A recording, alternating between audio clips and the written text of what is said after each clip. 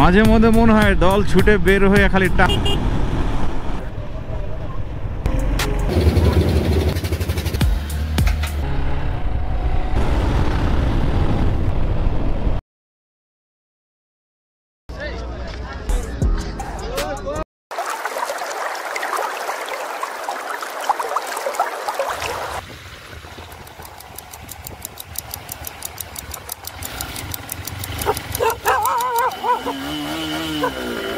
Hello সবাইকে, সকাল সকাল জোড়া কুত্তার তারা খেয়ে যাত্রা শুরু করলাম।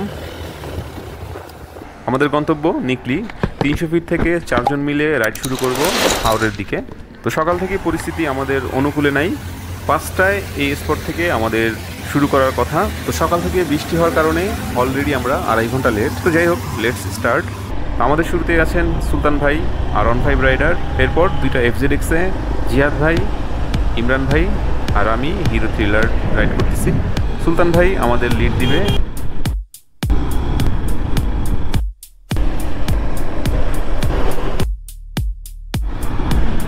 মাঝে মধ্যে মনে হয় দল ছুটে বের হয়ে খালি টানি। এরকম ওয়েদারে একটা ট্যুর আলহামদুলিল্লাহ। অসাধারণ কিছু রাস্তা ধরে আমরা চলতে থাকলাম। তো একটা ট্যুরের অনেক ধরনের ভালো লাগার বিষয় থাকে।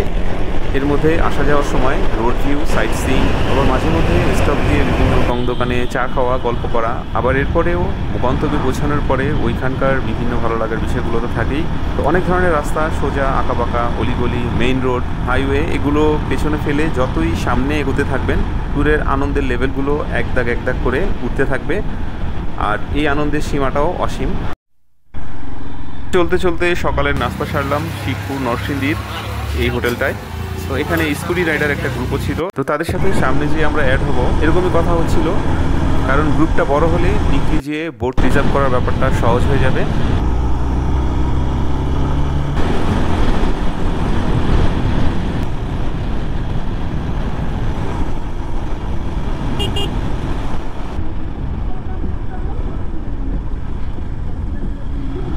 তবে প্রায় কাছাকাছি গিয়ে আমাদের অনেক সময় লস হলো, কারণ প্রচুর জ্যাম ছিল। যাই হোক, অবশেষে চলে আসলাম নিকলি হাওড়ে। দূর থেকে দেখেই একটা আনন্দের ঝলকানি শুরু হলো। প্রথমেই ভাইরালে স্পটে নেমে পড়লাম।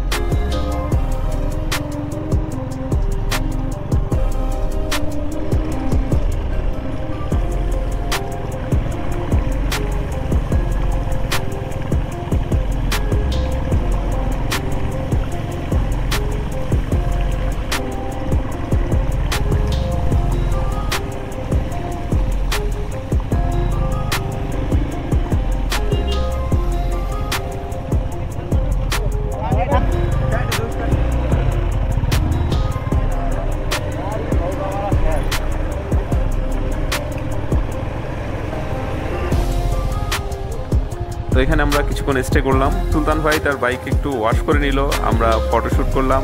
আর সামনের দিকে খুব আগাইলাম না, কারণ রাস্তাটা বাইক দিয়ে ভরে গেছে আর রাস্তাটাও পানির মধ্যে ট্রেস করা একটু কঠিন। তো এখানে দাঁড়িয়ে আমরা অনেকটা সময় কাটালাম। তো এরপর এখান থেকে আমরা সামনে বোটঘাটে যাব।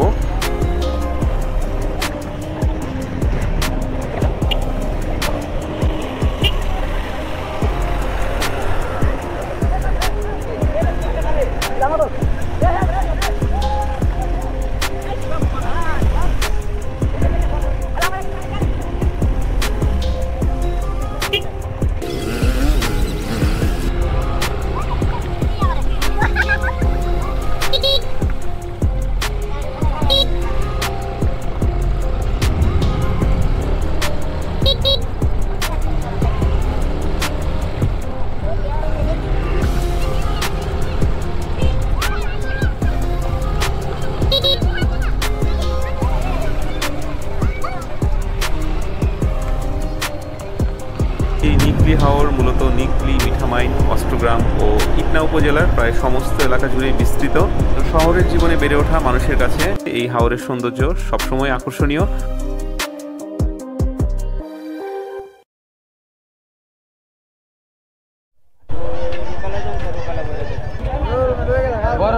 আছে হইলে এবারেন বড় নৌকা আছে। কোনটা ভাই তোমরা উঠাই দিবা?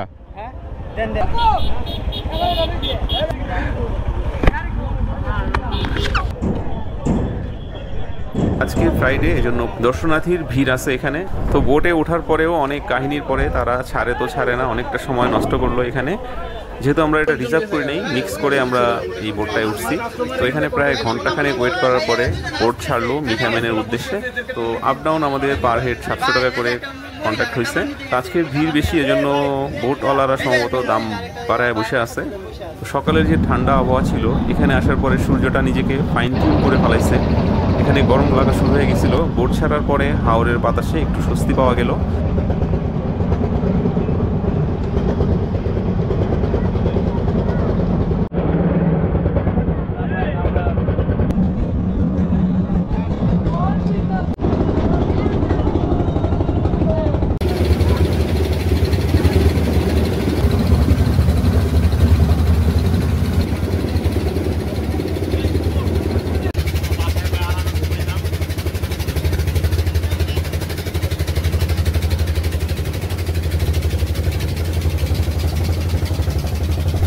নৌকা ছাড়তেই দূর থেকে আরও যত দূরে চোখ যায়, স্নিগ্ধ গ্রামের মতোই শান্ত অথই পানি দেখে প্রাণ জুড়িয়ে যায়।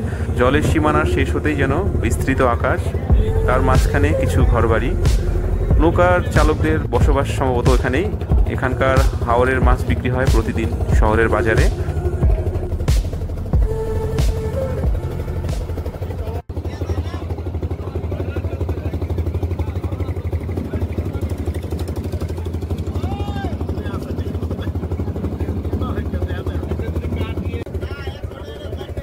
তো হাওরে চলতে চলতে বোট এখন ছাতির চরে। তো ওই ছাতির চরটা হুট করে দেখে মনে হবে যে এটা আরেক রাতারগুল।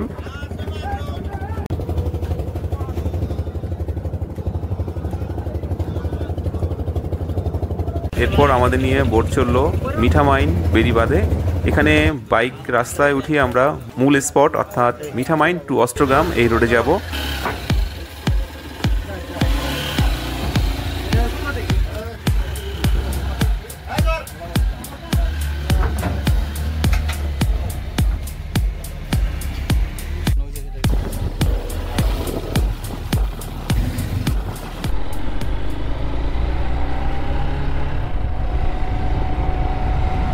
তো ওয়াও একটা ভিউ আসলে এখানে।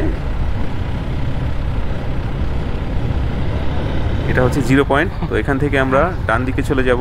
তো এই পুরো রাস্তাটায় রাইড করার শখ ছিল অনেক দিন থেকেই, কারণ বিভিন্ন রাইডারের এই স্পটগুলো নিয়ে বিভিন্ন ব্লগ আমি দেখছি।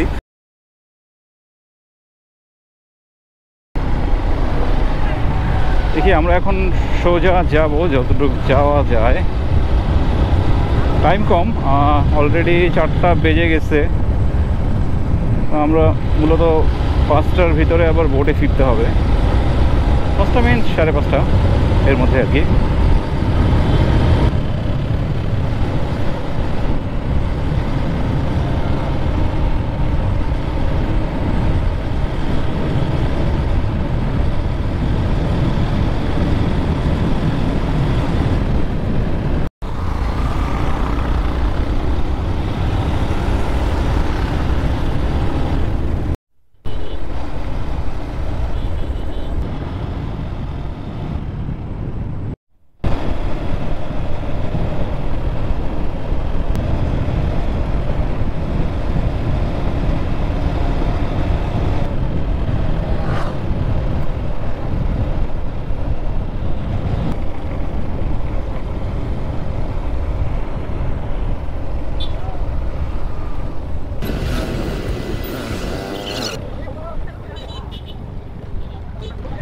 তো যাই হোক, সুন্দর অনেকটা সময় পার করার পরে রাইড করতে করতে চলে আসলাম অস্ট্রগ্রামের এই এলাকাটায়। বাইকে কিছু অকটেন তুললাম। এরপর এখানকার এক হোটেলে বাংলা খাবার।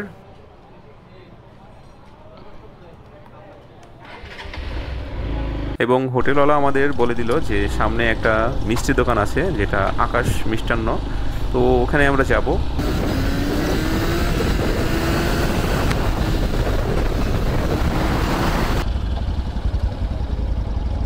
তো এখানকার গরম রসমালাইগুলো আসলে অপূর্ব।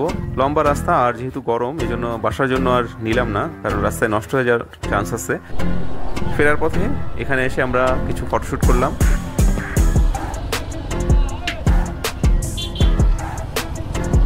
এরপর গোসলের জন্য মাঝখানে একটা স্পট আছে, ওখানে যাব। তো এখানে অনেক রাইডাররাই দল বেঁধে এখানে এসে তাদের সময়টা এনজয় করতেছে।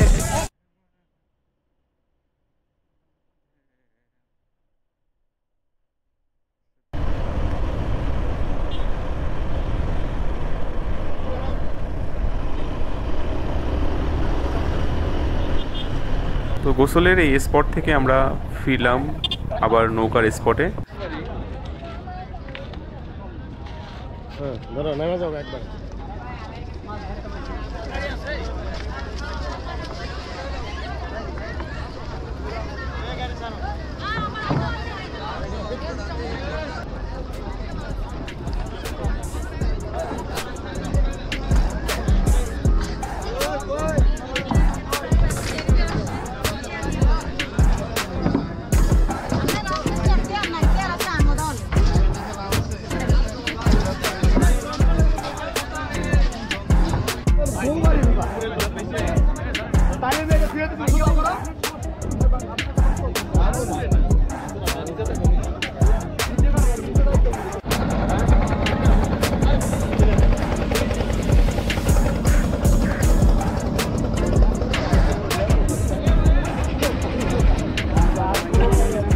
ফেরার পথে ছাতির চরে অনেকে নেমে একটু গোসল করতে চাইলো, তো আমরা এখানে 10 মিনিটের জন্য ওয়েট করলাম।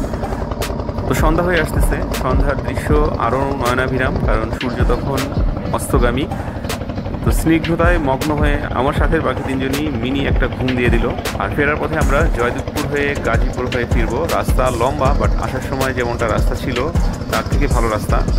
এই ট্যুরটাতে আমাদের মোট 4 জনে প্রায় 4000 টাকা খরচ হচ্ছে। তো নেক্সট ভিডিওতে অবশ্যই আপনাদের সাথে দেখা হচ্ছে। টিল দেন, আল্লাহ হাফেজ, আসসালামু আলাইকুম, টেক কেয়ার।